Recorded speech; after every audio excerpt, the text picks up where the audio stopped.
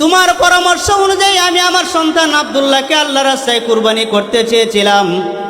যখন আমি কুরবানি করতে গিয়েছিলাম তখন 80 জন নওজোয়ান যুবতী নারী তারা তো দাঁড়িয়েছে যে আব্দুল্লাহকে কুরবানি করলাম মক্কা নগরীতে আগুন জ্বালিয়ে দিবে। এখন আমি কি করতে পারি? তাওরাতের আলেম বলতে লাগলেন, বন্ধু তুমি একটা কাজ করো, তুমি লটারির ব্যবস্থা করে দাও। এক পাশে আব্দুল্লাহকে রেখে দিবে, আরেক পাশে উট রেখে দিবে। যদি আব্দুল্লাহর নাম উঠে লটারির ভিতরে আব্দুল্লাহকে আল্লাহর রাস্তায় কুরবানি করে দিবে, আর যদি উটের নাম উঠে উটকে আল্লাহর রাস্তায় কুরবানি করে দিবে। তো আব্দুল মুত্তালিব এলান করে দিলেন, অমুক দিন অমুক সময় আমার সন্তান আব্দুল্লাহকে আল্লাহর রাস্তায় কুরবানি করব লটারির মাধ্যমে।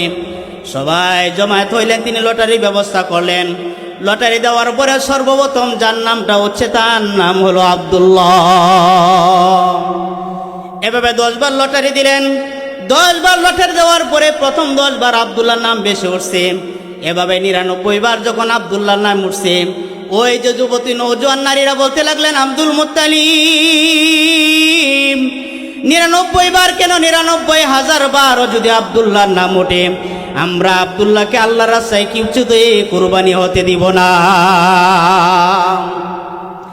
নওজোয়ান যুবতী নারীরা বলতে লাগলো, আব্দুল মুত্তালিব আব্দুল্লাহ তো এমন এক সন্তান, এমন এক নওজোয়ান যার চেহারা দেখে আমরা কাজে গেলে আমাদের কাজে বরকত আছে, যার চেহারা দেখে আমরা ব্যবসায় গেলে আমাদের ব্যবসার ভিতরে বারাকাত আছে। এই আব্দুল্লাহকে আমরা কিছুতেই কুরবানি করতে দিব না।